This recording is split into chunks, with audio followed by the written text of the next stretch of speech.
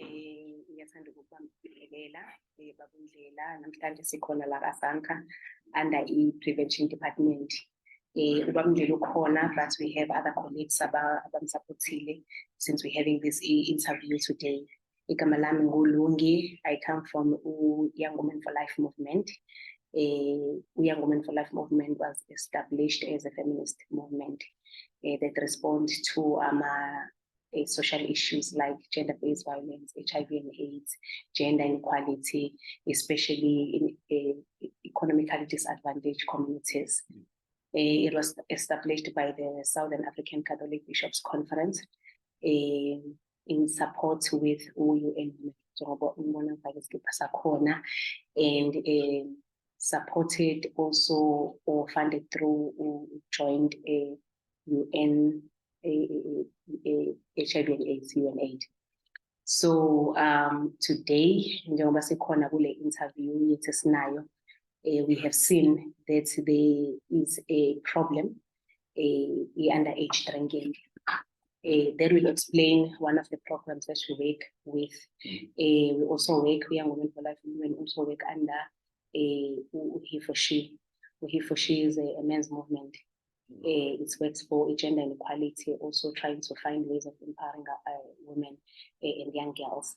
So usually we visit taverns where we find men and discuss social issues through dialogues.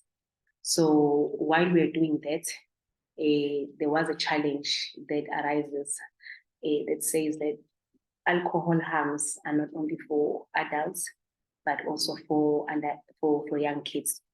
By the study of kids' health, it says that children who are from the early age of 13 years, they start to engage themselves in alcohol harms.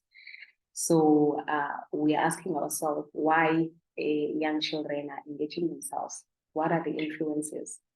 But according to the government, he feels that there is a number of factors that influence them. Before we go to the factors, I would like Baba Ndlela to introduce. Yes, I wanna Ndlela. Lawa SANCA, a manager of prevention. So I'm responsible for prevention programs, all prevention programs. What SANCA in Pietermaritzburg. Yeah, so we're working with a number of people. Starting from the early age up to adult, my factory, my colleges, universities, yeah. So that is how we work. But the basic thing that we do is prevention. Yeah. Yeah, because we know that prevention is better than cure. Yeah, so Baba Ndlela, thank you for the opportunity and the time that you've given us. The interview, we understand that this is the busiest time of the year where people are spending with their families. Yes. So, like we said, the government believes that there are a number of factors that influence young kids or teenagers to involve in alcohol abuse. One of them would be that parents are bad role models. Like many parents are lacking parental skills. When we say this, we have a number of examples where we say parents buy alcohol for their children, especially since it's festive season. Some feel it's even okay for their kids if they're drinking. And also the fact that most parents are drinking in front of their children. And with that being said, we're really not sure if maybe some of other values or cultural values that have been forgotten by parents as well. There's another factor, which is peer pressure. We do understand that for young kids to grow up, they feel a sense of belonging. Their growing is also shaped and molded by their peer group. So what my group is doing, I have to do it too. What my friends are doing, I have to do it too. For the fact that I have to fit into the crowd. Also, we find that most of the time children have unsupervised allowance, always having extra cash, alcohol is easy accessible, and alcohol is cheap too. So with those two factors, it also leads us to another factor, which is the social media platforms and advertisement outlets. We all look up to certain people, celebrities, and so are our children. So now when they see certain celebrities or people that they look up to, maybe drinking alcohol or advertising alcohol, they feel like it's a fashionable thing to do. And the last one will be the lack of sports entertainments, physical activities that are happening within townships educations. So with you being the manager of SANCA under prevention, we would like to know if you do have programs or certain structures that deals with preventing some of these factors that are happening, whereby you go to young children and find out if one of these factors might be the influence to them, and how can you prevent such things to happen. I even like the fact that it's preventing, because we are not dealing even with people who are already doing it. We are saying we are going to people who are still innocent. So do you have ways or programs that are dealing with underage drinking? Yeah, to start with, we've got a number of programs, but we need to firstly define like the prevention with regard to our services. Then prevention comes twice. Then we've got the prevention whereby the person hasn't started there. So that is a primary prevention. Then we also have the prevention where the person has experimented, but just to prevent, like that the person mustn't continue with the drug. But all our prevention programs are based on education. So we educate using a number of techniques to educate them, so that they'll realize the problems that they might face if they are continuing with alcohol or any other drug. Yeah. But for the purpose of this interview, because we are focusing on children, then I think we will have to cite programs that are specifically for children. Even though we do have a number of programs that are focusing on adults. Yes. But the programs that we have, we've got Ikemoja. Basically, Ikemoja, it's a program that was designed by the Department of Social Development nationally. Then it says, I'm fine without drugs. So it's a program that runs for about 8 days or eight modules. Wow. Yeah. We roll out that program in schools, but sometimes we face some challenges because schools, they feel that it consumes too much time for them, but we try to work along with them. So it's a Kemoja, and we've got our own, like the Teenage Against Drug Abuse, TADA. It's a very old program. So basically that program will let the youth or teenagers to run their own programs, but we work as mentors. So they create their own committees, then we give them the information. They create their own recreational activities to fight the drug abuse. But too, like the challenges that sometimes we face is that you need to roll it out in a controlled setting whereby those kids will be available all the time. Sometimes in schools you find that if you try it at schools, it's better like if schools are boarding schools. But if you're trying it at schools, normal schools, then you find that sometimes the school, they are released early, then you find out it disturbs the program that they've already started. We've got the puppet show for young children, Ipuki Uki. Yeah, it's a puppet show. So it works, children enjoys it, but the challenge is sometimes that to transport the props, and sometimes you find it difficult, like to create the stage and the props. It depends on where you are doing it. So then we also have the ICANN program. We have recently done that in a number of schools, but this is a new program, the ICANN program. It is designed for youth who have started to drink the alcohol.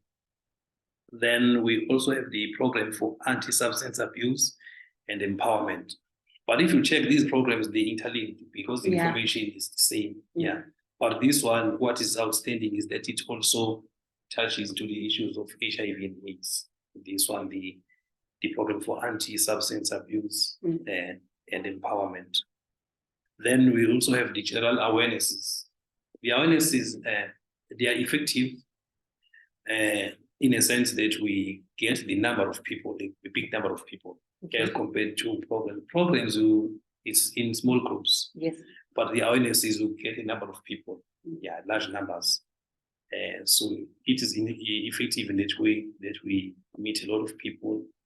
But I want to find that some few people, they become motivated sometimes because sometimes there is that lack of discussions if it is an awareness thing. Then we also have the programs that are specifically for high-risk children. By high-risk children, we're talking about children that are staying in the street, on the street. But through other organizations that deals with those kids, then we manage to get access to those kids. For instance, YMCA and other. Yes. So these are programs that we render in the community. But with regard to, I've read your letter, with regard to the impact. So it's difficult to measure the impact in a short term. Okay. Impact it's measured in a long term. In a long term, yes. And sometimes because we meet with these people once or twice, so we don't have longitudinal meetings that will take years. We find that the child was about to commence with drinking, then we do the awareness or we do the program. For this year, the child will be alerted, then will be stopping to attempt or to experiment. But because of that, we don't frequently meet with them. You might find that few years down the line, the child or the person has forgotten what we have said. And most of the time, you find that the media is more powerful than us. It's true. So the advertisement, I wouldn't comment much on parenting. This thing of parenting, I don't know. I wouldn't comment much. Because sometimes we find that the parents, they've got their challenges. They try by all means to work with these kids, but only find that because of other factors, the peer pressure and other factors, we find that the parenting attempts to guide these kids to a proper direction, then they are defeated. With that being said, Mr. Ndlela, so we may say that parents' role may be defeated. Is it because of the lack of the roles that the parents are playing? Because what I'm trying to find out is that if you're a parent and then you have a child and you want to instill some certain values to them, we need to do them in a way that it outstands everything. Whatever your child comes across, they still remember. That is why I touched on the issue of forgotten cultural values. Do you think if cultural values are more instilled in young children at this day and age, it would have made a difference? Like being like we are now a global village. Yes. Our country So we find that cultural things, sometimes we find that they regard it as lacking the weight. It's so we find that some people, they fail to embrace cultural things. Of course. So we are looking more at the media now and what is happening to other people. For instance, if I may, I'm sure my colleagues will agree with me. Like if there's a funeral, culturally we need to grieve and be quiet. But now there's this tendency of, what do we call it? After tears. After tears. So now it has become acceptable and fashionable. So by that I mean that most people, they fail now to embrace cultural things. As the backbone of the society. I agree, totally agree with you, Mr. Ndlela. But then now I'm just thinking, what you have mentioned is absolutely the truth.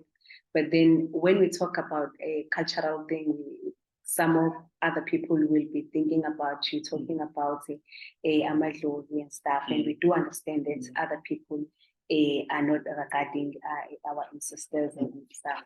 However, but when we talk about cultural values, I think maybe you remember there was this thing when boys were growing up back then. Maybe I'm not sure if I was at this thing during that time, but my father would say, at a certain age, you will find the man of the village or the man of the area will sit with young boys, but they do this, something like that. Then they will start explaining to them how men should behave and how they should act upon women and how they should respect them as well. So when we talk about cultural values, we are talking about things like that.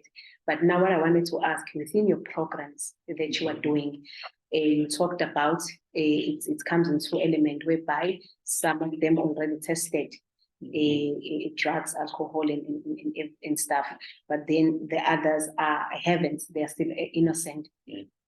For those who already started, do you have like maybe certain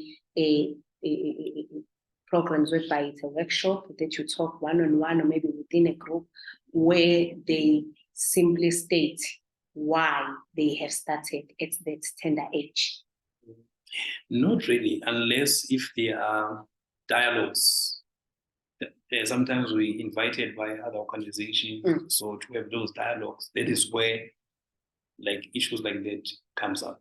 But for treatment, then during the assessment, that is when like the first step in treatment is the assessment. So when the social worker unearths all those things, the reasons why the person has started to drink or to use a drug.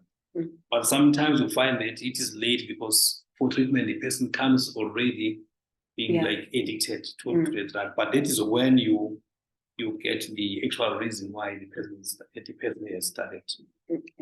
Sometimes issues like that, parenting or bad socialization, or sometimes the broken family structure comes up.